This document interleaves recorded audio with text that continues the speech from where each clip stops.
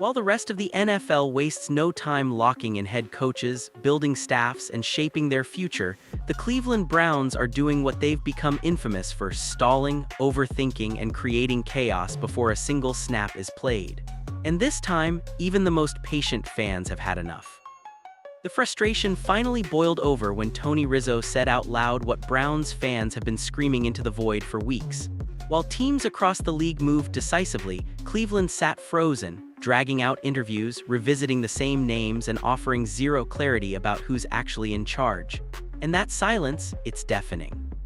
Because here's the uncomfortable question hanging over this entire process. Is this really being run by the front office, or is ownership pulling the strings again? Fans aren't just annoyed anymore, they're suspicious. They're watching franchises with far fewer resources make bold, confident decisions while Cleveland looks paralyzed by internal politics. The perception is brutal: more focus on stadium projects, branding, and optics than on fixing a football team that's been stuck in neutral for decades. This isn't just about impatience, it's about pattern recognition. Browns fans have seen this movie before: a long, thorough search that somehow leads to the same mistakes. Too many voices, too many compromises, too much interference, and not enough urgency. Every extra day without a decision feels like another reminder that the organization still hasn't learned how modern NFL success actually works. And the timing couldn't be worse. Cleveland is staring at a potential franchise reset moment, a top draft pick, a chance to finally get the quarterback position right, a chance to build something sustainable instead of patching holes. But while that opportunity inches closer, the Browns are losing ground. Other teams are already installing systems, recruiting assistants, and preparing for the offseason. Cleveland is still debating process. That's why this moment feels different. This isn't casual anger. This is exhaustion. Fans aren't asking for miracles, they're asking for competence, for clarity, for leadership that trusts football people to make football decisions. And until that happens, every delay feels less like patience and more like history repeating itself again. The most frustrating part for Browns fans isn't that the team hasn't hired a head coach yet. It's how the rest of the league has already moved on while Cleveland keeps circling the same conversation. One by one, teams with vacancies identified their targets, closed deals, and immediately started building staffs. Meanwhile, the Cleveland Browns are still interviewing, still debating, still selling patience like it's a virtue instead of a warning sign. That contrast is impossible to ignore. Around the NFL, the coaching carousel didn't creep along, it snapped into place. Franchises acted with clarity. They knew what kind of coach they wanted, what direction they were headed, and how quickly they needed to move to stay competitive. The Browns, on the other hand, look stuck in neutral. 3 weeks into the process, and there's still no clear favorite, no clear philosophy, and no clear explanation for why it's taking this long. And fans are asking the obvious question: what's the holdup? This doesn't feel like thoroughness. It feels like hesitation. Worse, it feels familiar. Browns fans have lived through this cycle enough times to recognize the signs: endless interviews, overlapping authority, and a search that slowly morphs from finding the best coach into trying not to upset the wrong people. Every extra day without a decision reinforces the idea that Cleveland is once again overcomplicating something other teams treat as urgent. The timing makes it even harder to stomach. This isn't a normal offseason where the Browns can afford to move slowly. This is a moment that could shape the next decade of the franchise. The roster has flaws, the quarterback situation is unresolved, a top draft pick is looming. Other teams are already installing systems, recruiting assistants, and aligning their offseason plans around a clear vision. Cleveland is still stuck at step 1. That gap matters. In today's NFL, delays cost you more than optics. They cost you staff candidates who get hired elsewhere. They cost you preparation time, they cost you momentum. And perhaps most damaging, they cost you credibility. When quality coaches look at Cleveland from the outside, they don't see patience, they see uncertainty. They see a process that doesn't feel streamlined or empowered. Fans feel it too. That's why the frustration has shifted from annoyance to anger. This isn't about wanting a splashy name. It's about wanting evidence that the organization understands the urgency of the moment, that it knows the league doesn't wait for you to get comfortable. That success favors teams willing to decide and live with those decisions.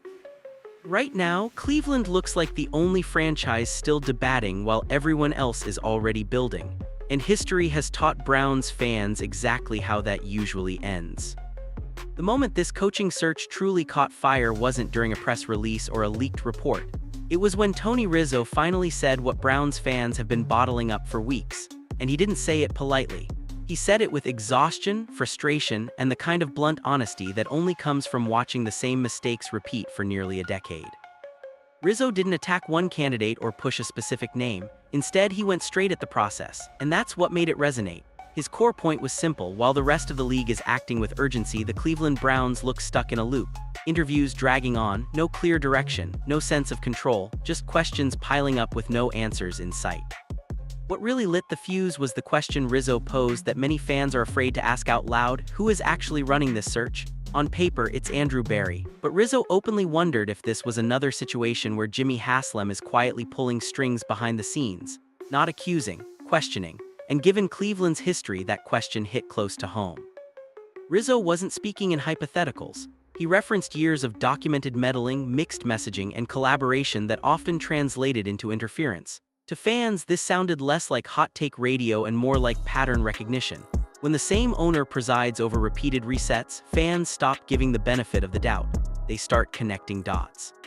What made Rizzo's comments even more powerful was his tone. This wasn't outrage for clicks. It was disappointment. The kind that comes from wanting the organization to finally get it right and watching them stumble at the starting line yet again. He wasn't asking for a miracle hire. He was asking for clarity, for decisiveness, for evidence that someone in the building actually has authority. And that's why his rant spread so quickly. Fans heard their own thoughts echoed back at them. The fear that Cleveland is once again confusing being thorough with being paralyzed. The worry that internal politics are slowing everything down. The anxiety that by the time the Browns make a decision, the best options, coaches, assistants, momentum will already be gone. Rizzo didn't declare the search a failure, but he did issue a warning that every day without direction deepens the perception that nothing has changed, and in a league where perception often becomes reality, that's dangerous. Because once fans stop believing in the process, it doesn't matter who you hire. The trust is already gone, and Tony Rizzo didn't create that feeling, he just gave it a microphone. This is where the Browns' coaching search stops being confusing and starts feeling unsettling. Because the longer it drags on, the louder one question becomes: who is actually running this thing? On paper, the answer is clear. It's Andrew Berry, the general manager tasked with building the roster and shaping the future. But Browns fans have learned the hard way that what's written on paper doesn't always match reality in Cleveland.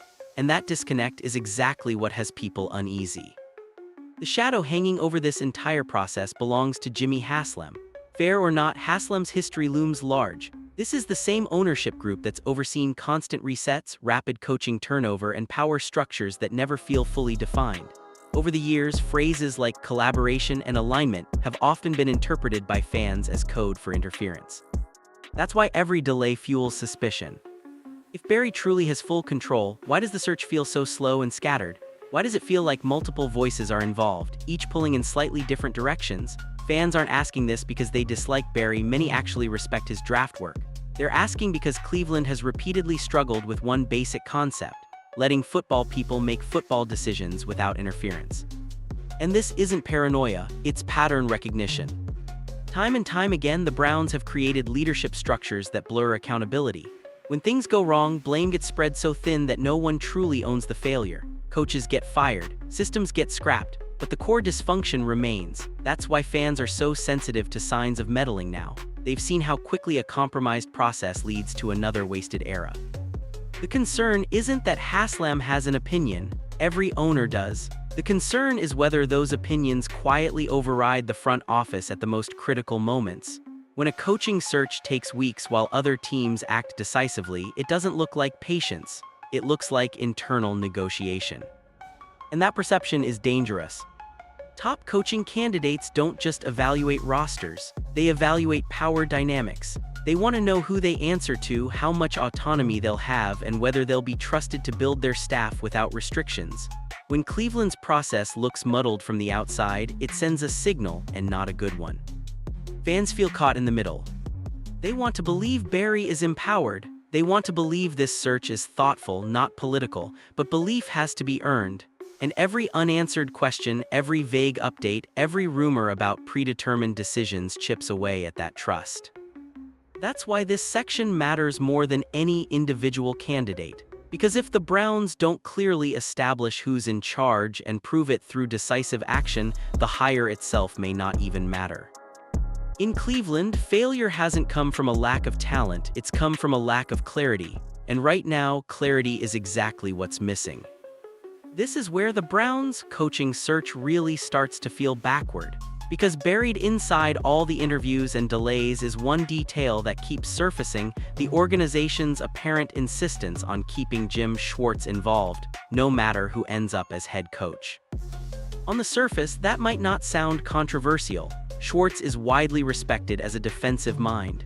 His units have played hard, stayed competitive, and often kept games from completely spiraling despite an offense that couldn't stay on the field. From a purely defensive standpoint, nobody is denying his value. But context matters. This was still a 5-12 team. The defense didn't exist in a vacuum. It was part of a losing season, and clinging to coordinators from losing regimes is exactly how organizations get stuck recycling the same outcomes. Browns fans aren't questioning Schwartz's competence. They're questioning the logic of making him untouchable in a search that's supposed to be about resetting the franchise. And that's the red flag. When reports suggest that candidates may be required, or at least strongly encouraged, to retain Schwartz, it sends a dangerous message. Not to fans, but to potential head coaches. Elite candidates don't want preset staff mandates. They want autonomy. They want the freedom to build a vision, choose their people, and be held accountable for the results. Telling a coach who they must keep before they even get the job is how you shrink your candidate pool fast. This is exactly the environment Kevin Stefanski dealt with in Cleveland. Predetermined structures, organizational guardrails, compromises disguised as collaboration. And now, ironically, Stefanski is gone while the same restrictive habits appear to be resurfacing. Fans see the pattern forming again. What makes this worse is the timing. The Browns are potentially on the verge of drafting a franchise quarterback. That moment demands offensive clarity, creativity, and long-term development planning. Yet the search feels anchored to defensive continuity instead of offensive evolution. In today's NFL, that's not conservative, it's negligent.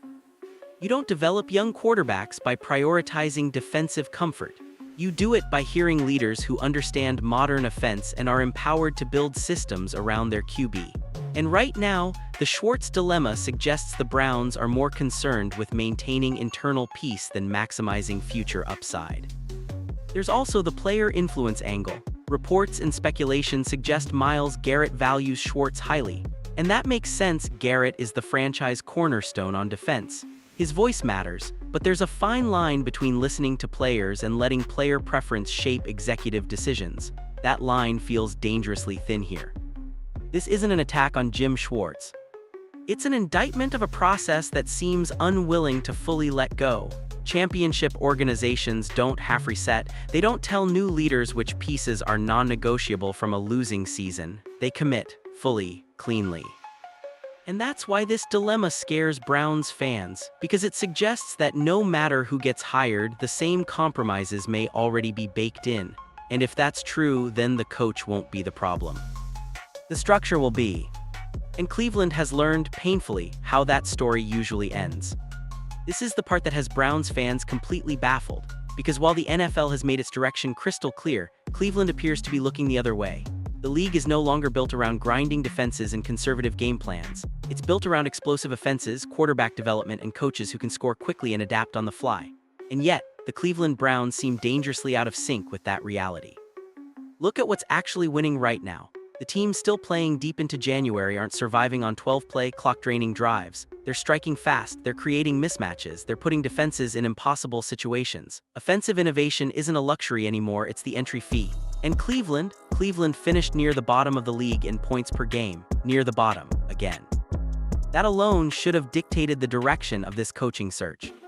Instead, everything about the Browns' approach screams defensive comfort. The heavy emphasis on keeping Jim Schwartz, the lack of urgency to lock in an offensive-minded head coach, the absence of a clear message that offense and quarterback development is the priority. In today's NFL, that's not just confusing, it's alarming. This isn't about disrespecting defense. Defense still matters, but it can't be the anchor when your biggest weakness is scoring. Cleveland's offense wasn't just inconsistent, it was anemic. Drives stalled, explosiveness disappeared, games felt unwinnable before halftime because points were so hard to come by. And yet, the coaching search doesn't reflect a sense of emergency on that side of the ball. That's what fans can't reconcile, especially with a potential franchise quarterback looming in the draft. Whether it's Shedeur Sanders or another top prospect, the Browns are staring at a moment that will define the next decade. Young quarterbacks don't just need talent around them, they need infrastructure. They need offensive systems designed to help them win early, build confidence, and grow. You don't accomplish that by prioritizing defensive continuity over offensive creativity. And the league has already provided the blueprint. Kyle Shanahan, Sean McVay, Ben Johnson, coaches who build offenses that make life easier for quarterbacks, not harder, coaches who dictate terms instead of reacting. Cleveland isn't chasing that mold right now, and that's the problem. It feels like the Browns are trying to zig while the entire NFL has already zagged. What makes this so frustrating is that fans aren't asking for guarantees, they're asking for alignment. If the league is telling you offense wins, your actions should reflect that. If your offense ranked near the bottom, your search should scream urgency on that side of the ball. Instead, it feels like Cleveland is trying to win yesterday's NFL. And that's how franchises fall behind, not because they lack talent, but because they refuse to accept where the game has already gone. This is the point where everything Cleveland is doing right now becomes dangerous. Because the Browns aren't just hearing a coach, they're deciding the environment that will shape their next quarterback. And history says they don't get many do-overs. The Cleveland Browns are likely headed toward a top 5 pick in the upcoming draft. That's not just draft position, that's leverage. That's access to a potential franchise-altering quarterback. And naturally, there's already buzz about who that could be. Rumors suggest Shedeur Sanders could be part of that conversation, along with other high-upside prospects. Nothing is set in stone, but the possibility alone raises the stakes dramatically. Because Cleveland's problem has never been finding quarterbacks. It's been ruining them. Fans don't need analysts to explain this, they've lived it. Young quarterbacks arrive with promise only to be dropped into instability. Coaching changes, system changes, philosophical changes. Every year feels like a reset instead of a build. Confidence erodes, development stalls, and eventually the blame lands on the player while the organization quietly moves on. That's why this coaching search matters more than any individual candidate. If the Browns draft a quarterback this spring, that player will arrive needing clarity, structure, and belief. They'll need an offense designed to protect them early, grow with them over time, and maximize what they do well. They'll need a head coach who prioritizes quarterback development, not one navigating internal politics, preset coordinators, or philosophical compromises. And right now, Cleveland doesn't look ready for that responsibility. The prolonged search, the whispers of owner involvement, the fixation on defensive continuity, the lack of a clear offensive identity, all of it sends the wrong signal, not just to fans but to quarterbacks. Young signal callers around the league know which franchises are stable and which ones chew players up. Reputations stick. Fans keep pointing to past examples because the pattern is hard to ignore. Quarterbacks who struggled in Cleveland only to look competent, even confident, elsewhere. The takeaway isn't that Cleveland drafts poorly, it's that Cleveland develops poorly, and development starts at the top. That's why every day without a decisive, offensive forward hire feels like wasted time. Other teams are already installing systems so their rookie quarterbacks can hit the ground running. Cleveland risks drafting a young QB into uncertainty again, a playbook not finalized, a staff still forming, a philosophy still being debated. That's how you lose a season before it starts. This moment could reset the franchise. But only if Cleveland understands one simple truth: quarterbacks don't fail on their own. They fail when organizations fail them first. And until the Browns prove they've fixed the structure, not just the roster, every quarterback conversation will feel less like hope and more like déjà vu. When you zoom out and look at everything happening right now, the most frustrating part for Browns fans isn't confusion, it's familiarity. Because this coaching search feels less like a fresh start and more like a rerun. Different year, different names, same problems. The Cleveland Browns aren't just searching for a head coach. They're once again wrestling with the same identity crisis that's haunted this franchise for decades. The warning signs are all there. A prolonged search while the rest of the league moves on, unclear authority between the front office and ownership, whispers of predetermined staff decisions. An apparent lack of urgency around offense in a league that demands it. None of this is new. Browns fans have seen how this movie plays out, and that's why patience is gone, not because fans are unreasonable, but because they're tired of being proven right. This moment matters because the stakes are higher than usual. Cleveland is likely heading toward a top draft pick and another chance to reset the quarterback position. That opportunity doesn't come often, and when it does, it demands precision. You don't pair a young quarterback with uncertainty. You don't surround him with half measures and committee decisions. You give him stability, clarity, and a coach empowered to build something real. Right now, the Browns aren't projecting any of that. Instead, the process feels compromised before it's finished. Fans aren't demanding perfection. They're demanding evolution. They want to see proof that the organization has learned from years of failure, that it understands the modern NFL, that it's willing to trust football people instead of layering decisions with politics and hesitation. Every extra interview, every vague update, every rumor about internal tug-of-war reinforces the fear that nothing has changed. And perception becomes reality fast in this league. Coaches notice, assistants notice, quarterbacks notice. When a franchise looks disorganized, it loses leverage not just in hearing but in credibility. The Browns don't just risk making the wrong hire, they risk making the right hire in the wrong environment, and that's often just as damaging. That's why this conclusion isn't dramatic, it's sobering. Cleveland is standing at a fork in the road. One path leads to a clean break from the past, decisive leadership, offensive vision, and real accountability. The other leads back to the same cycle of resets, excuses, and wasted potential. Right now, all signs point toward the latter. And that's the hardest part for fans to accept. Because Browns fans don't lack loyalty, they lack proof. Proof that this organization can finally break its own patterns. Until that proof arrives, skepticism isn't negativity, it's self-preservation. The Browns don't need another thorough search, they need a bold one. Otherwise, this chapter will end the same way the others have. With more questions than answers, and the same Browns staring back in the mirror.